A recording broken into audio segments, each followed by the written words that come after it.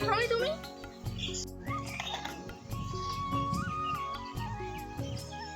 হ্যাঁ, আমি সিলেক্ট হয়েছি, কিন্তু একটা সমস্যা আছে।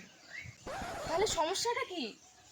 ইন্টারভিউতে সিলেক্ট হয়েছি, কিন্তু যখন আমি ইন্টারভিউ দিয়ে বেরোলাম তখন আমাকে বলা হলো যে আমাকে 20 লাখ টাকা দিতে হবে, তবে আমি চাকরিটা পাবো, নাহলে পাবো না। 20 লক্ষ টাকা? এত টাকা তুমি পাবে কোথায়? আমার ভিডিওটুকু বিক্রি করে 5 লাখ টাকা মতো হয়ে যাবে, কিন্তু বাকি টাকাগুলো। তুমি চিন্তা করো না, আমি দেখছি।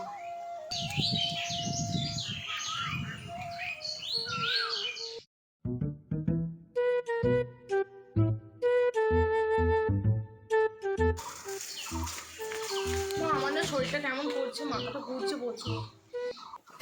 মা তোর কি হলো? ওরে বাপরে, আমার একমাত্র মেয়ে কি হলো? ছাতে বস। উফ, কি যে হলো? তুই দাঁড়া, আমি জলটা নিয়ে আসছি, দাঁড়া।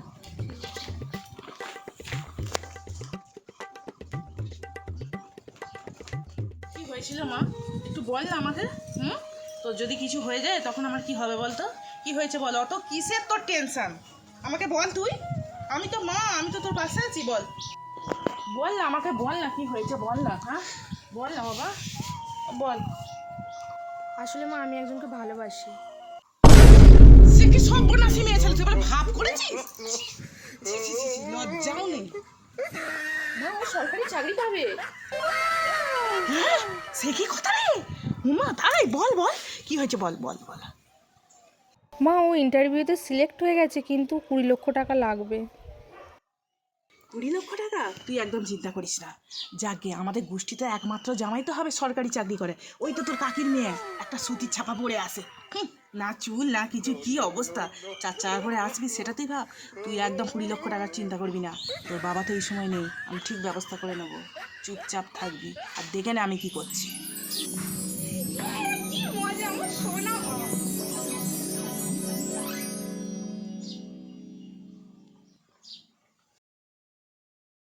দেখ,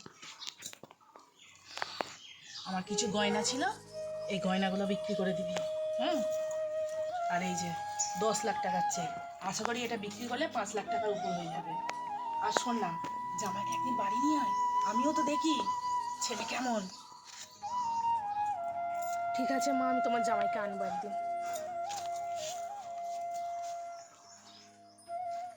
মা, ও মা, কোথায় গেল মা? কোথায় গেলে? তোমার জামাইকে নিয়ে এসেছি, আসো। তোরা এসো এসো এসো এসো, ঘরের দিকে এসো, বসো।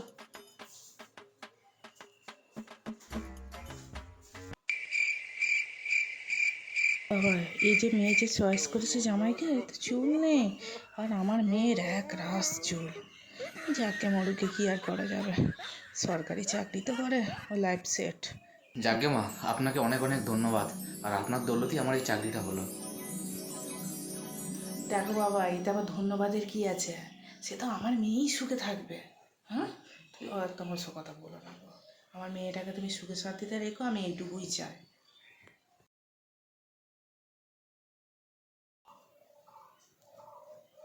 এদিকে সুপ্রিম কোর্টের নির্দেশে গতকালই 26,000 যে চাকরি বাতিল হয়েছে, ফরাক্কার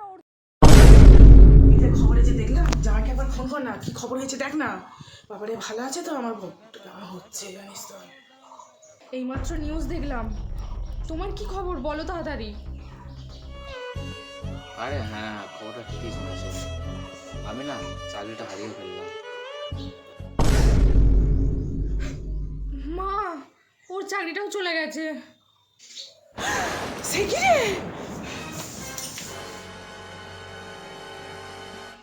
মা, কি হলো তোমার? মা ওঠো, মা ওঠো ওঠো, মা ওঠো, মা। সরকারি চাকরির লোভে আমার সব গয়নাগুলো গেল। তুই ভাবিস না ওর সঙ্গে তোকে থাকতে দেবো?